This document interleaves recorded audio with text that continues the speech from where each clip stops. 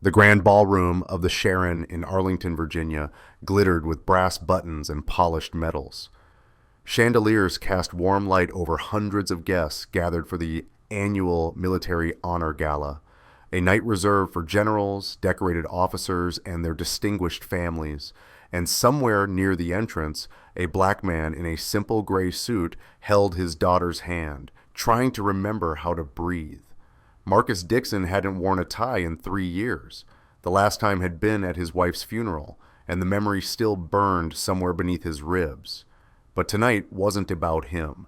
Tonight was about a promise he'd made to a woman who wasn't here to see it kept. Amani tugged at his sleeve, her tight, beautiful curls bouncing as she took in the spectacle before them. Crystal glasses clinked, laughter echoed off marble floors. Women in elegant gowns glided past men whose chests bore enough ribbons to tell 100 stories of sacrifice. To a 7-year-old girl from a small town in Pennsylvania, it must have looked like stepping into a movie. "Daddy, this is where Mommy worked." Marcus's throat tightened. "Not exactly, sweetheart, but this is where people like Mommy get remembered. She would have wanted you to see it." He squeezed her small hand and stepped forward, only to find his path blocked by a security guard whose expression suggested Marcus had already committed some unforgivable offense simply by existing. The guard was tall, broad-shouldered, with a shaved head that reflected the chandelier light like a warning beacon. His name tag read Patterson, and his eyes performed a surgical scan of Marcus's appearance. From the slightly worn shoes, to the department store suit, to the absence of any visible military insignia. "Sir," the word came out like an accusation, "this is a private event, invitation only." Marcus reached into his jacket pocket and produced his phone, pulling up the email confirmation he'd received 3 weeks ago. "I have an invitation right here, Marcus Dixon plus 1 guest." Patterson barely glanced at the screen before shaking his head. "I'm going to need to see physical documentation. A printed invitation or official correspondence on letterhead." "I wasn't sent anything physical, just the email." "Then I can't verify your identity, sir. This gala hosts some of the highest-ranking military officials in the country. We don't take chances with security." Amani pressed closer to Marcus's leg, her earlier excitement dissolving into uncertainty. She could sense the shift in atmosphere, the way other guests were beginning to notice the commotion at the entrance. A woman in pearls paused mid-conversation to stare. A colonel with silver hair raised an eyebrow before deliberately turning away.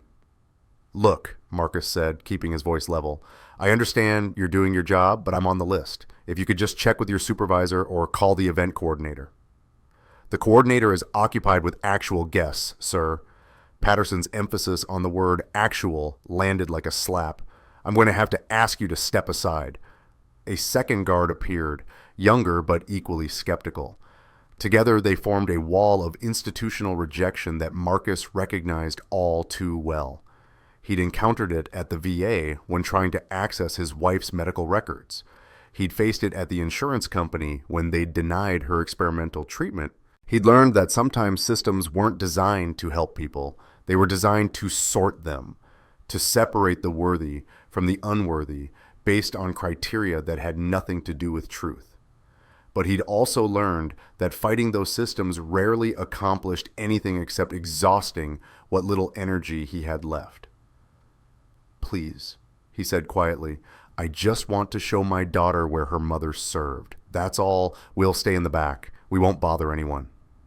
Patterson's expression didn't change. "Sir, I need you to step outside while we verify your information.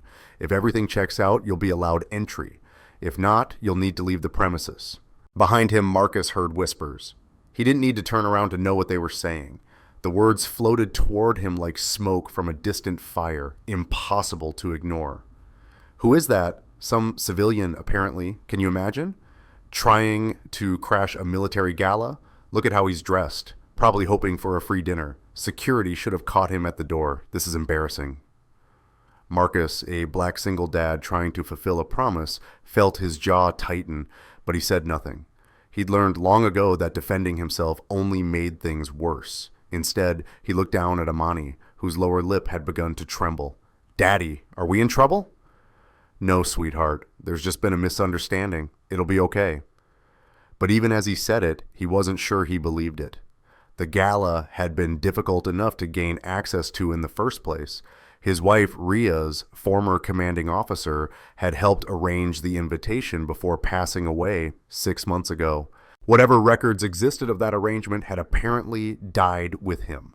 Patterson gestured towards the exit. "This way, sir." Marcus didn't move, not out of defiance, but because his feet suddenly felt welded to the floor. He'd promised Ria. He'd promised her that when Amani was old enough, he'd bring her here to this annual gathering of the people Ria had served alongside. He'd show Amani the world her mother had been part of, the community that had shaped her, the values she'd fought to protect. And now, 3 years after Ria's death, he was being escorted out like a trespasser. The younger guard reached for Marcus's arm and Amani flinched. The small movement sent a spike of protective fury through Marcus's chest, but he forced it down. Causing a scene would only frighten her more. It would only prove the whispers right. So he took a breath, placed his dark brown hand on Amani's shoulder, and prepared to walk away from the promise he'd traveled 400 miles to keep. That's when he noticed her. A young woman in a dark blue dress uniform stood near the entrance to the main hall. She was perhaps 18 or 19, with auburn hair pulled back in a regulation bun and the silver insignia of a military academy cadet on her collar. She'd been watching the entire exchange, and her expression was strange, a mixture of confusion and recognition that didn't quite make sense. Their eyes met for just a moment. Marcus didn't know her. He was certain of it, and yet something in her gaze suggested she knew him, or at least knew something about him that he'd tried very hard to forget. The younger guard's hand closed around Marcus's elbow. The woman in the dress uniform took a step forward, and the whispers around them grew louder. Patterson's grip on the situation tightened, along with his grip on Marcus's other arm. "Sir, you need to come with us now. You're causing a disruption." "I'm not resisting," Marcus said calmly. "I'm cooperating, but please, don't frighten my daughter." Amani had begun to cry. Soft, hiccuping sobs that she tried desperately to muffle against Marcus's leg. She didn't understand what was happening, only that her father was being treated like a criminal, and she was powerless to stop it. "Daddy, I want to go home," she whispered. "Please, can we just go home?" The words cut through Marcus like shrapnel. He'd dragged her across state lines for this. He'd saved for months to afford the hotel room, the gas, the new dress she was wearing under her coat. He told her stories about her mother Ria the entire drive, preparing her for a night that was supposed to feel like a homecoming. Instead, she was watching strangers pull her father towards the exit while wealthy guests looked on with a mixture of pity and disgust. Patterson spoke into his radio. "We have a situation at the main entrance. Possible gate crasher. Requesting backup." "I'm not a gate crasher," Marcus said, his patience finally cracking at the edges. "I was invited. My wife, Sergeant Ria Dixon, served 20 years in the Army. She died 3 years ago from complications related to her service. This gala is supposed to honor people like her, and I brought our daughter here to see that, to feel connected to her mother's legacy. That's all I wanted." The words hung in the air between them, naked and raw. For a moment, Patterson's expression flickered with something that might have been doubt. But then the backup arrived, 2 more guards with the same suspicious eyes, and the moment passed. "Let's go," Patterson said. "We can sort this out in the security office."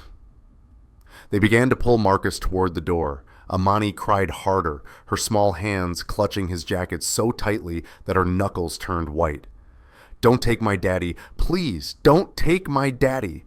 The sound of her voice echoed through the ballroom, cutting through the ambient music and conversation. Heads turned, conversations stopped. For a few horrible seconds, every eye in the room was fixed on the scene unfolding at the entrance. Marcus stopped struggling. He dropped to one knee and gathered Amani in his arms, holding her close, even as the guards maintained their grip on his shoulders. "Listen to me," he whispered against her hair. "I need you to be brave, okay? Like Mommy was brave. Whatever happens, I'm not going anywhere. I'll always be right here, I promise. But they're hurting you. No, sweetheart, they're just confused. It's going to be okay. He kissed her forehead and stood, ready to let the guards escort him out.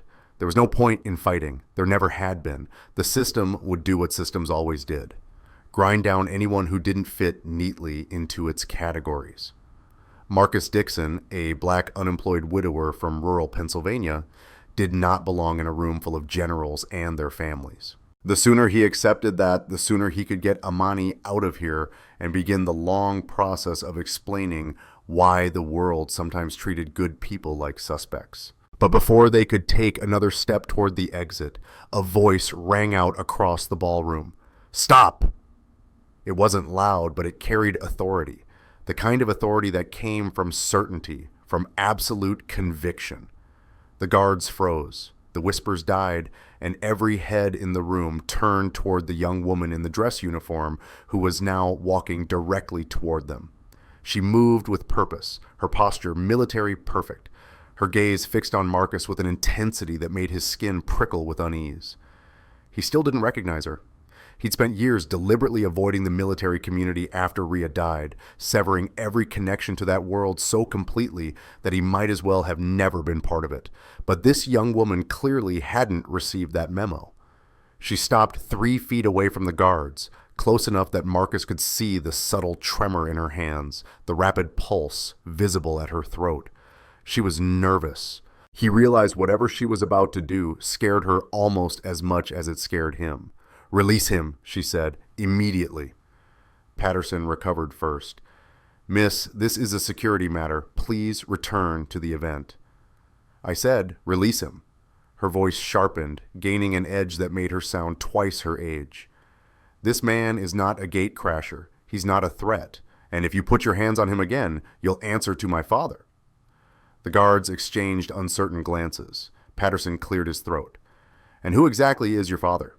The young woman's chin lifted slightly. "General James Harrington, commander of the 3rd Infantry Division, and the man this soldier saved in Kandahar 11 years ago." A ripple of shock passed through the assembled crowd. Patterson's grip loosened involuntarily, and Marcus felt the blood drain from his face. No one was supposed to know about Kandahar. The mission had been classified at the highest level. Every participant had signed agreements binding them to silence for the rest of their lives. Even Rhea hadn't known the details, only that Marcus had come home different, quieter, burdened by something he refused to discuss. And yet this girl, this teenager he'd never met, was standing in the middle of a crowded ballroom and speaking the unspeakable. "You're mistaken," Marcus said, his voice barely above a whisper. "I don't know what you're talking about." But the young woman shook her head, and when she spoke again, her voice was gentler, almost tender. "I'm not mistaken, and neither are you, Ghost Watcher." The name hit Marcus like a fist to the chest.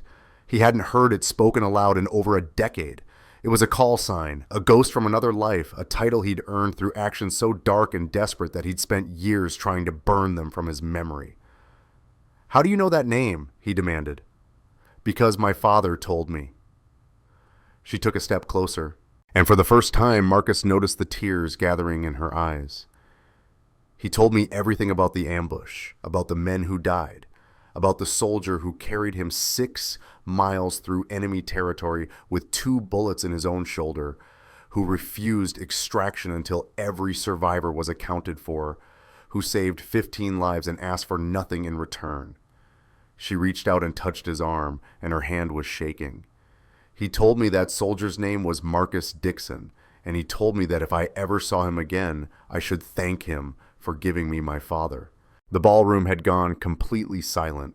Patterson and the other guards stood frozen, their earlier aggression replaced by something that looked remarkably like shame. The guests, who had been whispering moments ago, now stared with wide eyes and open mouths, and Marcus Dixon, the man they'd been ready to throw out like garbage, stood in the center of it all and felt his carefully constructed walls begin to crack. "Emily," he said finally, the name surfacing from some long-buried memory. "You're Emily. He used to carry a picture of you in his vest pocket. You were the only thing that mattered." Emily nodded, tears streaming freely now. "I was 7 when it happened. The same age as your daughter. She glanced at Amani, who was watching the exchange with wide, confused eyes. He told me that a brave man named Ghost Watcher was the reason I still had a daddy. I didn't understand at first, but I've never forgotten. She turned to face the guards, her voice hardening again. This man is a decorated war hero. His file was classified because the mission was classified, but that doesn't make his service any less real. He belongs at this gala more than half the people in this room. Her gaze swept across the crowd, landing briefly on those who had whispered the loudest, and anyone who says otherwise can take it up with General Harrington directly. Patterson swallowed visibly. Miss Harrington, we had no way of knowing. No, you had every way of knowing. You chose not to look. Emily's eyes were like winter ice. His name was on the guest list. His invitation was valid, but you saw a man who didn't fit your expectations, and you decided he must be a fraud. That's not security, that's prejudice, wearing a uniform. The words landed like grenades in the silent ballroom.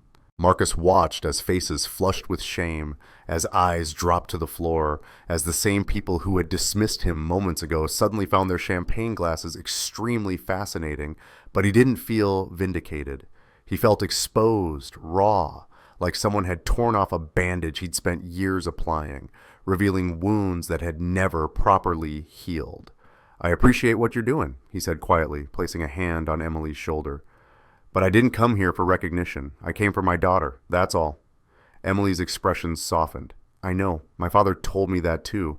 He said, you refused every medal, every commendation, every opportunity for advancement. You just wanted to go home to your wife. She paused. He also told me about Rhea, about her service, about what happened. Her voice dropped to barely a whisper. I'm so sorry, Marcus, for everything. For a long moment, no one spoke. Then Amani tugged at Marcus's hand, her tear-stained face full of questions he wasn't ready to answer. Daddy, what's she talking about? What's a ghost watcher?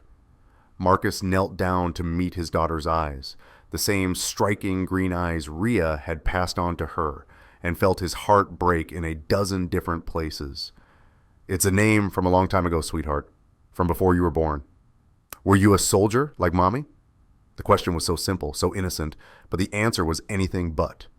Yes, he said finally, for a little while, but that was a different life. He stood and turned to Emily, who was watching the exchange with an expression that suggested she understood far more than her years should allow. Thank you, he said, for stepping in, for remembering. You saved my father, Emily replied. You gave me my whole life. There's nothing to thank. She gestured towards the main ballroom where the other guests had begun to resume their conversations, though with considerably less judgment in their glances.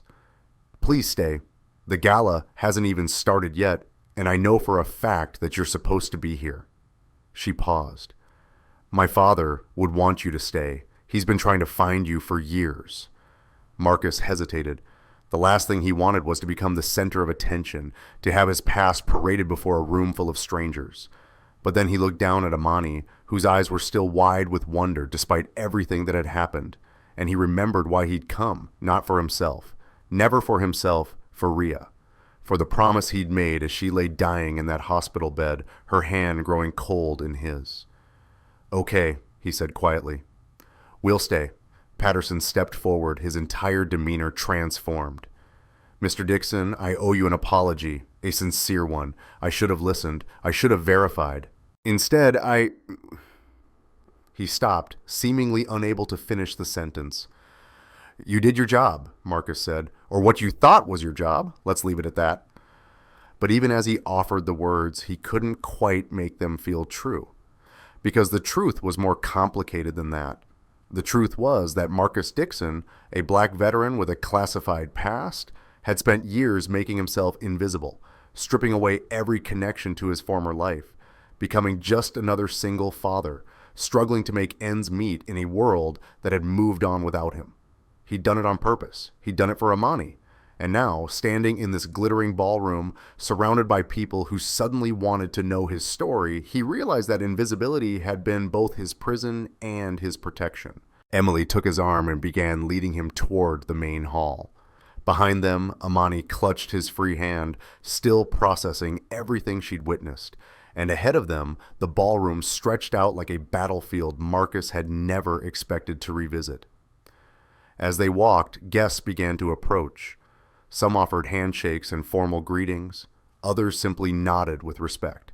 A few veterans his own age clasped his shoulder and murmured things like, "Welcome back, brother," and "About time they recognized you." Marcus accepted their words with quiet grace, but inside he was drowning. Every greeting reminded him of the men he'd failed to save. Every mention of heroism felt like a knife twisting in a wound that had never stopped bleeding. He hadn't come here to be celebrated. He'd come here to show Amani where her mother had stood, to connect his daughter to a legacy she deserved to understand. But the universe, it seemed, had other plans. They stopped near a small alcove overlooking the ballroom. Emily excused herself briefly to speak with an officer, leaving Marcus and Amani alone for the first time since the confrontation. "Daddy." "Yes, sweetheart." Amani's brow was furrowed with concentration, the way it always was when she was trying to understand something beyond her years. "That lady said you saved her daddy, like a superhero." Marcus knelt down, his knees protesting the motion. "Not like a superhero. I was just a soldier. We were in a dangerous place, and bad things happened, and I did what I could to help. That's all." "But she said you got hurt. She said there were bullets." "I did get hurt a long time ago, but I got better." Amani was quiet for a moment. Then she asked the question Marcus had been dreading since before she was born. "Is that why you're so sad sometimes?" The words were a child's words, innocent and devastating in their honesty. Because Amani was right. Marcus was sad sometimes. More than sometimes. He carried a darkness inside him that no amount of time or therapy had been able to fully dispel. And until now, he'd convinced himself that Amani was too young to notice. "I'm not sad," he said, the lie tasting bitter on his tongue. "Yes, you are." Amani reached up and touched his face with her small hand. "When you think I'm asleep, when you look at Mommy's pictures, I can tell." Marcus closed his eyes and felt something fracture in his chest. He tried so hard to protect her from this. He tried so hard to be enough, to be both mother and father, to fill the void that Ria's death had left in both their lives. But he wasn't enough. He'd never been enough. And now his daughter, his beautiful 7-year-old daughter, who deserved nothing but sunshine and joy, was watching him with eyes that saw far too much. "Come here," he said, and pulled her into a hug that he never wanted to end. "You're the only thing that makes the sadness bearable." Amani looked up. "Because I remind you of Mommy?" "Because you are Mommy, the best parts of her, the parts that matter most." They held each other for a long moment. This broken man and his beautiful daughter, surrounded by strangers who had finally stopped looking at them with suspicion. And when Marcus finally pulled back, he saw Emily approaching with an expression that suggested something had changed. "Marcus," she said, her voice carefully controlled, "there's someone here who wants to speak with you, someone I think you need to see." Before Marcus could respond, a commotion at the far end of the ballroom drew everyone's attention.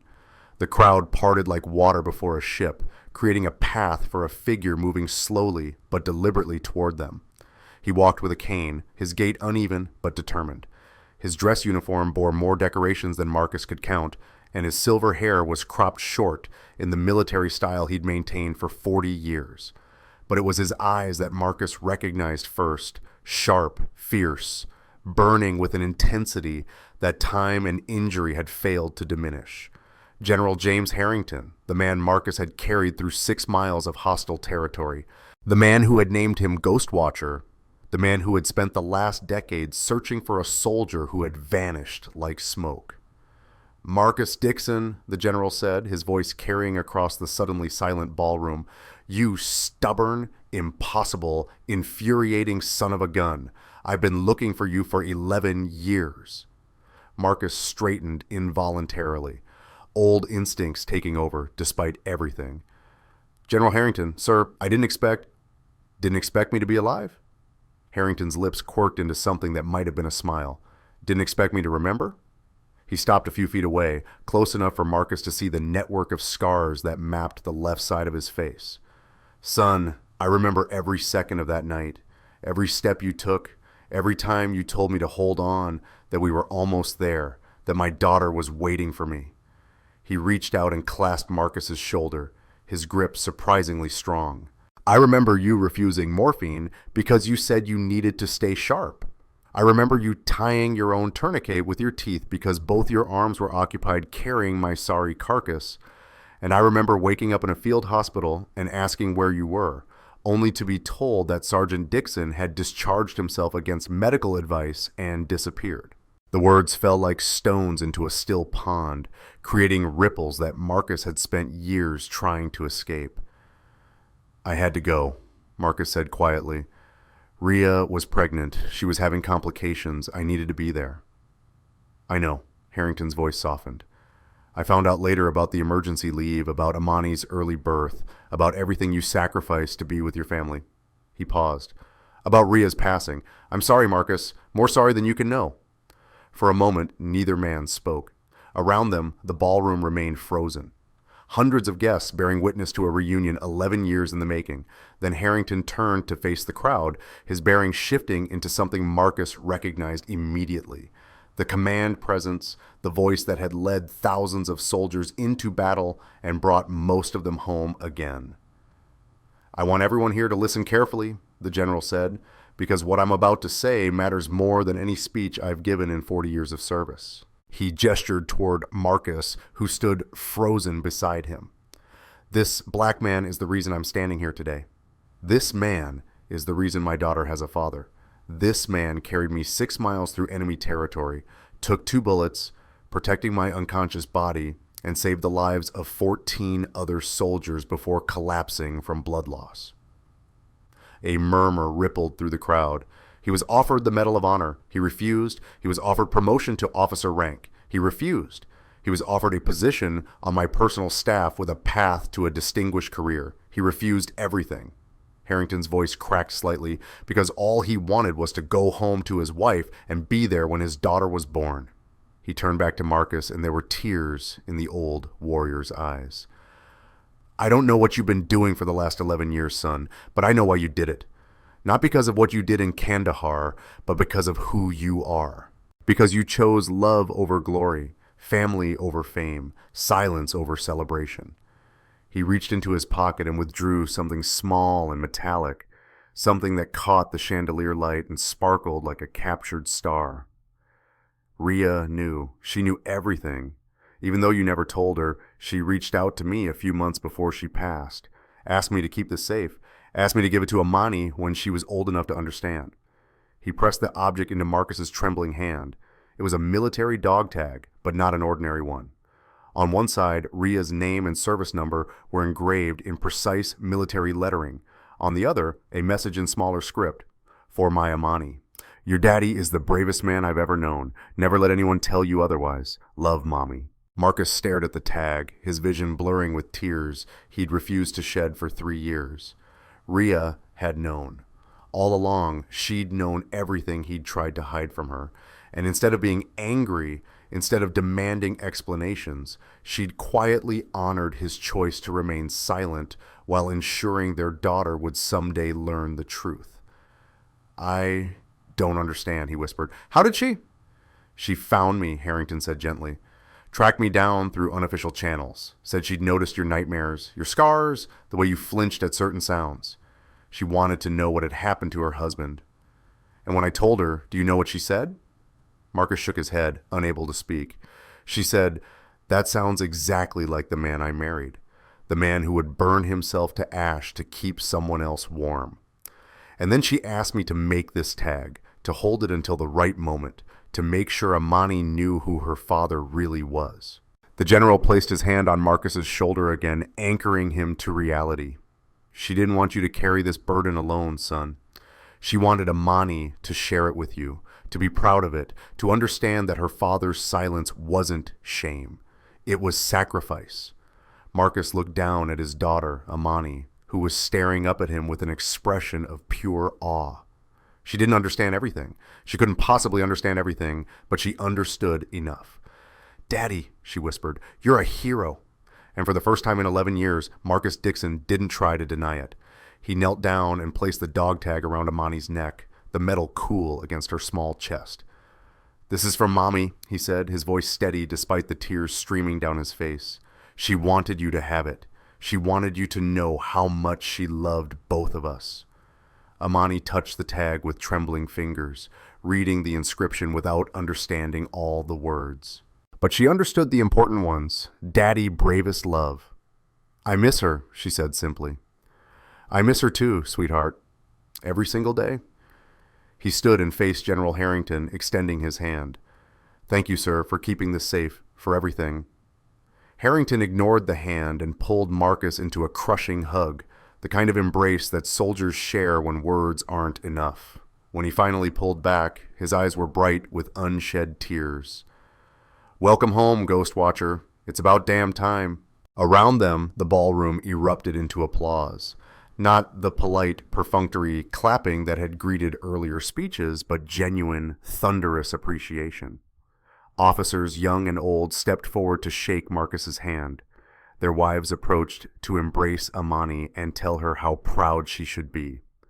Even Patterson, the security guard who had nearly thrown them out, stood at the edge of the crowd with his head bowed in something that looked like penance. Emily appeared at Marcus's side, her smile radiant despite the tears still drying on her cheeks. "I told you my father wanted you here." "You also told me he'd been looking for me," Marcus replied. "I didn't realize how literal you were being." He never stopped. Even after he retired, he kept searching, hired investigators, called in favors, checked every database he could access. She paused. He said finding you was the only unfinished business he had left, the only mission he hadn't completed. "Apori?" Marcus looked across the ballroom at the general, who was now surrounded by well-wishers, but still watching Marcus with an expression of profound satisfaction. "He shouldn't have," Marcus said quietly. "I wasn't worth the effort." "Yes, you were." Emily's voice was fierce. "You are, and if you don't believe that yet, then spend some time with my father. He'll convince you." She glanced down at Amani, who was still clutching the dog tag like a talisman. "Both of you should stay for the entire event. There's a ceremony later honoring fallen soldiers. Ria's name is on the memorial wall. My father made sure of it years ago, even though he couldn't find you to tell you." Marcus felt his throat tighten. "He did that?" "He did a lot of things. He funded a scholarship in Ria's name. He wrote letters to every member of Congress advocating for better veteran family support." Emily stopped, seemingly overwhelmed by the weight of her own words. "He loved you both, still does. Even though he'd never met you, he felt like you were family because you saved his life. And that made Amani's life possible, and that made everything possible." She touched his arm gently. "So please stay. Let people thank you. Let Amani see her mother's name honored. Let yourself be part of this community again, even if it's just for one night." Marcus looked around the ballroom at the faces that had judged him so harshly just an hour ago, judged the worn suit, the single-parent status, and the deep brown skin that stood out in this room of generals. Some still wore traces of shame. Others were openly curious, wanting to know more about the mysterious soldier who had apparently performed miracles. A few, the veterans who understood what it meant to carry invisible wounds, simply nodded with quiet respect. It wasn't the welcome he'd imagined. It was messier, more complicated, filled with contradictions and emotions he didn't know how to process. But Amani was smiling for the first time since they'd walked through those doors. His daughter was genuinely, unreservedly happy. "Okay," he said finally, "we'll stay." The rest of the evening passed in a blur of handshakes and conversations and moments that would take Marcus weeks to fully process. He met colonels who had served with Ria and shared stories about her courage and humor. He spoke with young cadets who wanted to know what it took to become a soldier worth remembering. He held Amani's hand as they stood before the memorial wall and traced her mother's name with their fingers, the letters carved in stone but somehow still alive with meaning. And when the final toast was raised, honoring the sacrifices of those who had served and those who had fallen, Marcus Dixon raised his glass along with everyone else. Not as an outsider, not as an imposter, but as someone who belonged. Later, as the crowd began to thin and the ballroom settled into a quieter rhythm, Emily found him near the exit. Amani had fallen asleep in a chair nearby, exhausted by the emotional weight of the evening, clutching her mother's dog tag in her small, dark brown fist. "Thank you," Emily said simply, "for everything you did then and now." Marcus shook his head. "I should be thanking you. If you hadn't stepped in, someone else would have eventually." She smiled. "But I'm glad it was me. I've wanted to meet you my whole life, to tell you what you mean to my family." "Your father already told me." "My father told you facts. I'm telling you something different." She took his hand and held it with surprising strength. "I'm telling you that every birthday I've had since I was 7 years old, I've thought about you. Every graduation, every achievement, every moment of joy, because you made them all possible." Her eyes glistened in the chandelier light. "I don't know how to repay something like that. I don't think anyone does. But I wanted you to know that your sacrifice wasn't wasted, that the lives you saved went on to do good things, that my father has spent every day since Kandahar trying to be worthy of the chance you gave him." Marcus was silent for a long moment. Then he reached out and pulled Emily into a hug, brief but fierce. "He was always worthy," he said. "From the moment I met him. That's why I couldn't let him die." When they separated, Emily was crying again, but they were different tears now, tears of release rather than grief. "Will you stay in touch?" she asked. "My father would love to see you again properly this time, without the chaos and the crowds." Marcus glanced at Amani, still sleeping peacefully in her chair. "I think I'd like that." "Good." Emily wiped her eyes and straightened her uniform. She walked away to rejoin her father, leaving Marcus alone with his thoughts and his sleeping daughter and the weight of a past he could no longer escape. But for the first time in 11 years, the weight didn't feel like a burden. It felt like an anchor. He crossed the room and gently lifted Amani into his arms. She stirred slightly, murmuring something unintelligible, then settled against his chest with a contented sigh.